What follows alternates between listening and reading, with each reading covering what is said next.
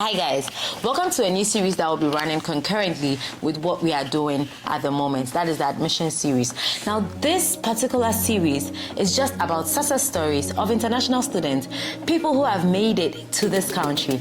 How did they make it? What were their challenges? This is supposed to motivate you and inspire you to be able to make it here.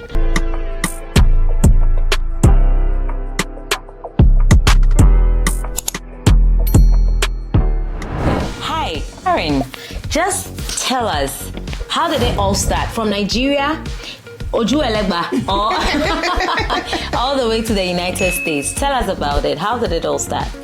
Hi everyone again. Such a long story, guys. Cut it short. But I'm gonna try.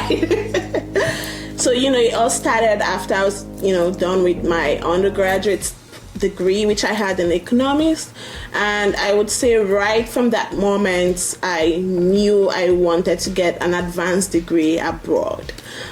At that time, Norway was my number one choice, number two choice, number three choice. Wow. And so how did it change to the United States of America? I know, right? So I always wanted to, go to Norway to study, and I had not even consider other choices. I kept on applying, even though I get rejected. I would apply. How many times did you apply? So I tried, I would say, like the Scandinavian country. I tried Norway, I tried Sweden, I tried Finland, I tried Germany too.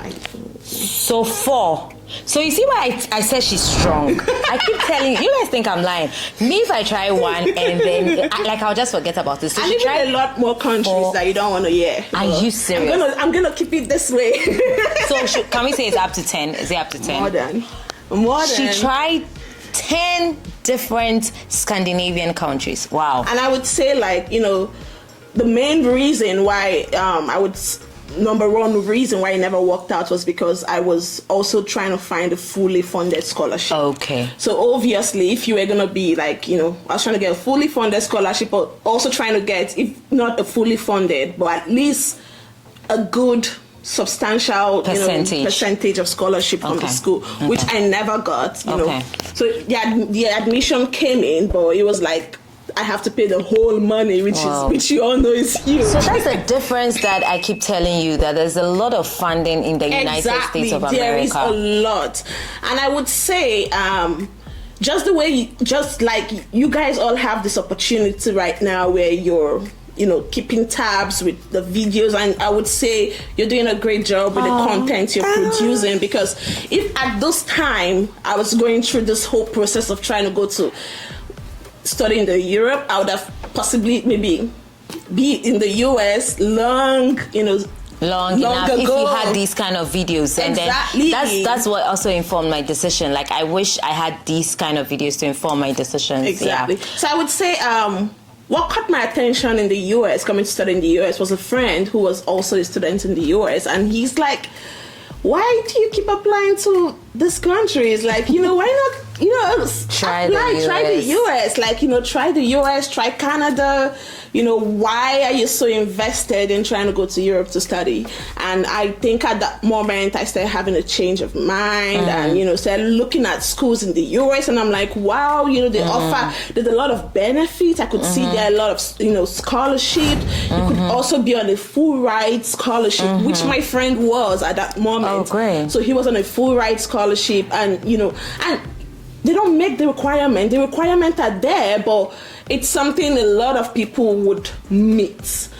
And that was at that time I said, okay, let me start looking for schools in the US, and that was how YouTube was your best friend. I will not lie. I call it the University of YouTube. I use it as well. Informations that could take you years to know, or you could find that very fast within on a YouTube. twinkle of an eye on YouTube. So I would say YouTube was my go-to, because I binged on YouTube. It was like a TV show for me. Yeah, so that's the good thing about this time of the world. So tell us, now you decided that you were going to apply to the US. How many schools did you apply to in the United States of America? Okay, so at that moment I sent my application to the US. I sent it to 2 schools in the US. Just 2, guys. Because I was still applying that place. What? After being rejected so many times from the Scandinavian countries, she was applying to the US and she did only 2.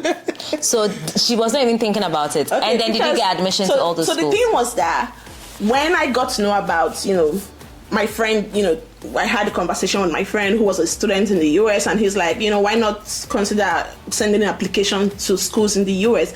At that point, it was the time most schools were closing, like the application process for that year. And I think these 2 schools had it was still on, and I was like, oh, okay. And I saw that, if you're admitted, you could qualify for certain amount of scholarship, and I was like, okay. So guys, you see, this was even a late application. It was a late so application. If you have not watched my late application series about the schools that have rolling admissions and late applications, please go and do it. Because they do, a lot of schools in the US have rolling applications. Yes, rolling admissions. Yeah. Okay. So now you applied, and then you got admission. Then what next? Was it hard for you to get funds? Because I know even the whole process takes there's a lot of money involved. Evaluating your transcript, doing the application. Each school, some of them have application fees, some of them waive it. Even when you're done, the deposit you need to make. How was it for you? Because I know with Nigeria, the dollar to naira ratio is really crazy. I know, so how did you cross that hurdle?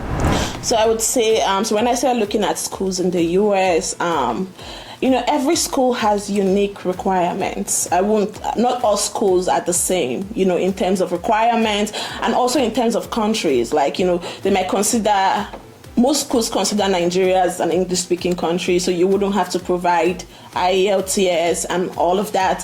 For Brandeis, I didn't have to go through evaluating my transcript. It was more like having the school send your transcript to the university, and that was how they were able to validate it was the right fit. It was the right fit, sort of they were able to evaluate. And I know Brandeis too doesn't have the application fee. Sometimes they waive it for people from certain countries. Yeah. So you dodged that bullet of application fee waiver, and you dodged that bullet of transcript evaluation. Yeah. So it made it very easy for me, because I was almost towards the closing of the application time for that year, and if I had to do all those, it would have taken me I would have missed the deadline. It would have taken more time. So the fact that I didn't have to evaluate at that time, they just had have your school send it to them. It has to be from your school, and I didn't have to write the IELTS, and I didn't have to pay the application fee. So it was it's easy. I could just apply, and I guess that was what I did, and I just forgot about it, and your admission came. The admission came, and when it came, and the fact that for some schools, I won't say all schools has that, but for Brandeis, you had to pay acceptance fee. I think quite a number of them have it to be able to hold your spot. Yeah. And I think it can range anywhere from $100 to about $500 and what have you, just to show them that we've given you the admission, you've saved the spot, and you are going to come. Yeah. And you should know that it's not refundable. Yeah, it's not refundable. But you can defer your admission even if after making that payment, you can defer to the next year, and it will still serve. You don't have to pay that again. So back in Nigeria, give us a dollar value of what you were earning before you came. I just want to see just a rough estimate. I just want to tell people that sometimes you don't need a huge amount. You don't need to be making a lot of money before you apply, okay? It's about being strategic and really, really saving. I interviewed a guy. If you've not watched it, I'll leave a link at the end of the video so you watch it. And he was in Ghana, and he was making as little as, I think around that time was 350 Ghana cedis. So maybe let's say about $40 to $50 a month when he was in Ghana, when he was doing the school application process. So he saved tremendously to do it, and he reaped the benefits. Yeah, I would say taking that step you won't want to take that step without making plans. You want to have plans on ground because, So for me, I would say after school, my undergrad, I knew I wanted to study abroad and I knew I needed funds for that. You might be lucky, you could get a full ride, and you don't have to worry so much about that. But also, you also want to like make plans, like what if you don't get it? And that is what I keep preaching. Yes, we want you to have full scholarship, but if you get 80% scholarship, are you telling me you're not going to come because you have to pay the 20% of it? Yeah, so I would say like, traveling requires planning, because if you don't make that plan, there are certain cases, things might just, fall in place, but you don't want to come being stranded in a strange land. So you want to make sure you're prepared, because to be very honest, like, one of the culture shock, I won't say culture shock, but it was more like when I moved in and I have to pay my first month's rent. It was literally the money I would pay for a whole year back in Nigeria. And I had to pay that for 1 month. Exactly what we're coming to. I could not recover. Like, it was the first month and I was like, oh my God, I'm paying the money I would pay for 1 year for just 1 month. And you have to keep paying that if you need to have a shelter. Yes, exactly. So imagine, coming in, even if you have a full ride, some schools don't provide you funds right away, so you have to at least come with money to pay for first 2 3 months of your rent. And so I would say planning is very important. So in summary, she's trying to say she planned, because she's always known she had to travel, so she saved. And then, so if you really want to do this journey, you need to start saving, please. And also, just to add to the money part, I would say like studying in the US offers a lot of opportunities for you, in the sense that while I was applying to study in Europe, there were no options of financing, like loans, in the event you're not able to pay the full amount of the fees. But in my studies, or in my planning process coming to study in the US, I saw that, there are even loans for international students. And I'm like, wow. Like, which is not something you would get, trust me, in other countries. Like, they offer loans. You would think the loans are like, you have to be a resident, or you have to. But no, there are loans that, a lot of international students has benefited from. And I would say it's also something you could consider if you're coming to study here. So I have another video on how to finance your education, your funding options. So if you haven't watched that, you definitely do have to watch that. And what she's saying is right. Now let's go into the challenges. I just want people to, this is not to scare any of you, but I just want you to know that it's not so rosy out here. But you just need to get ready, psych your mind and prepare your mind. This is to help you prepare your mind before you actually get here. Tell us about some of the challenges that you faced during this journey, because I know that now school is over, and with time we are going to, reap whatever it is that we've sown over a period of time. But we just want you to know that it was not rosy. Tell us, apart from the financial part, what were the other challenges that you faced? I think. And sorry, after what you faced, what would you also advise other people based on the challenge? Okay. So,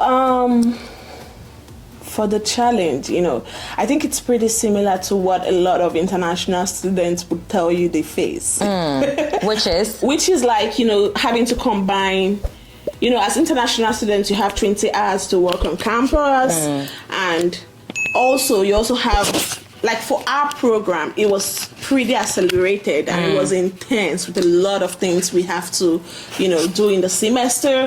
And the fact you also have to keep the 20 hours of work. You also need to add to the support you have from your family or from your past. It's intense because, you also have to study and you also have to work the part-time job you have to do in school.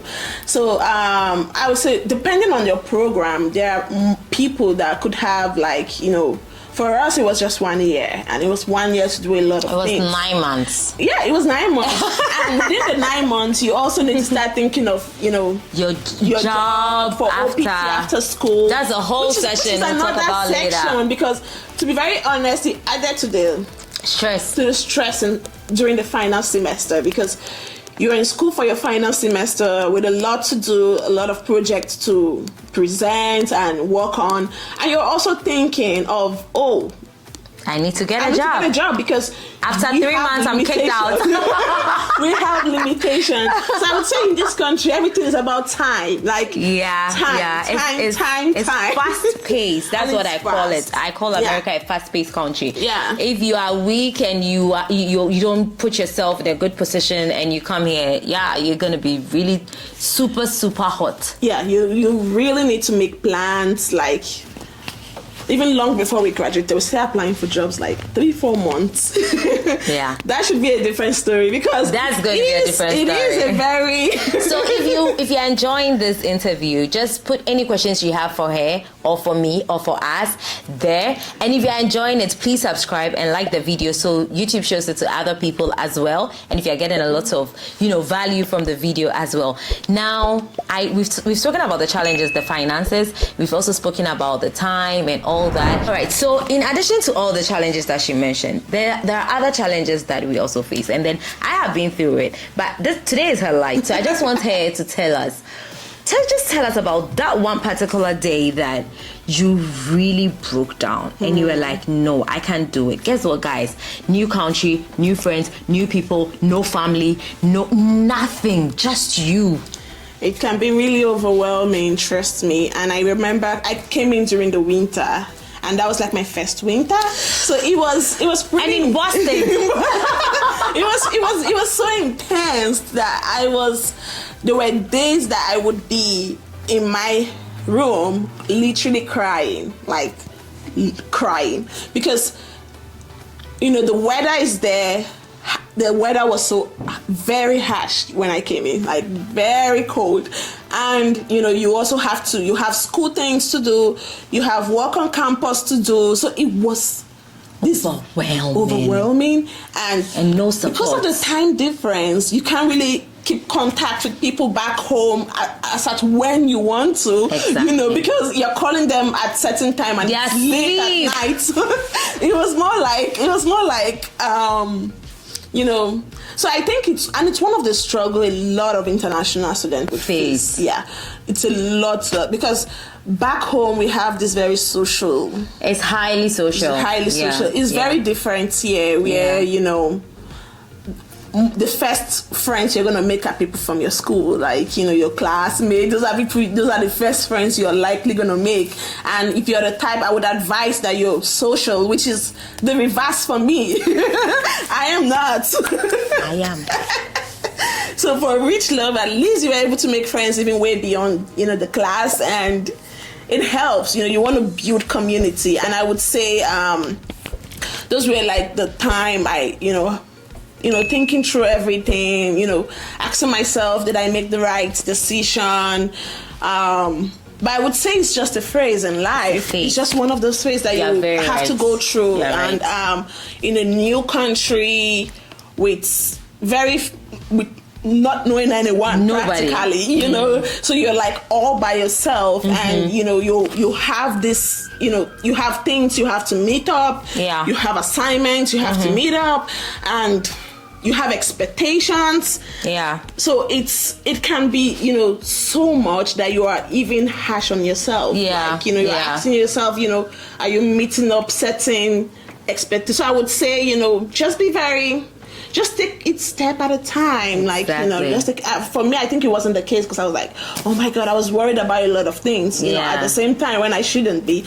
So I would say, first and first, know that this journey is not as hard as you think it is. All you need to take is that leap of faith with preparation, connecting with people. I would never have known about, the US, coming to study in the US and all of that if I had not, contacted this friend of mine who was a student at that time. And he made me I would say, develop this great interest and like, okay, I'm going to apply. So, you want to like connect with people and make the plans and preparation. Yeah, true. All right. So, thank you so much for this. And I just want you to give us your very final words.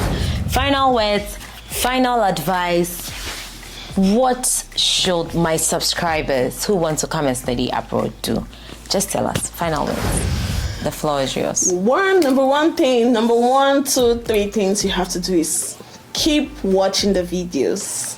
Because I will be very honest with you, like, I think you have a very I had said it before, you have a very comprehensive, everything you talk about a similar experience I have had to face, and you will most likely have to face. Yeah. So I would say the videos are like super guides, like that would help you, guide you through the process.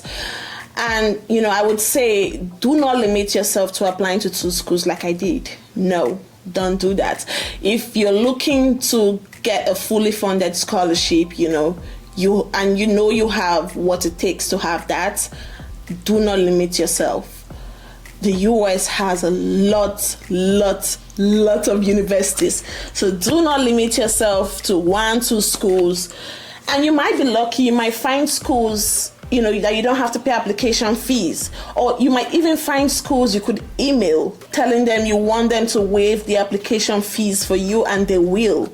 So you want to make sure I have said it over and over again, it takes planning. Not just financial planning, it takes planning because you have to do your research on the schools you want to go into. You want to do research. You even want to reach out to some of the professors there, and I would say, once you're able to put in the time, in doing the research, you will be successful. Get the results. You will be successful. So I would say, keep watching the video.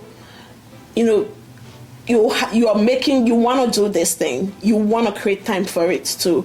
You also want to do your research and make plans. Wow. Yeah. I told you. She's so strong. I told you.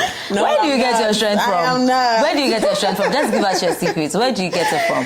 So we had an award ceremony after school and everything. And I think she got the most positive thinker.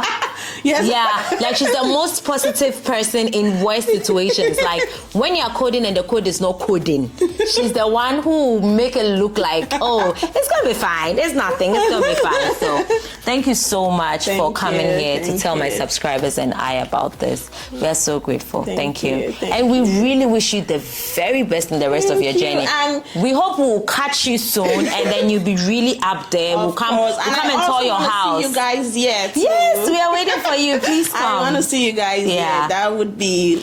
Please come. We are waiting for you, okay? Just come and do your higher education here. Just come and study here, and then when you're done, you can go impact in your country. Exactly. I have been your girl, and I'll always be your girl, Dr. Rich Lab. See you. Bye.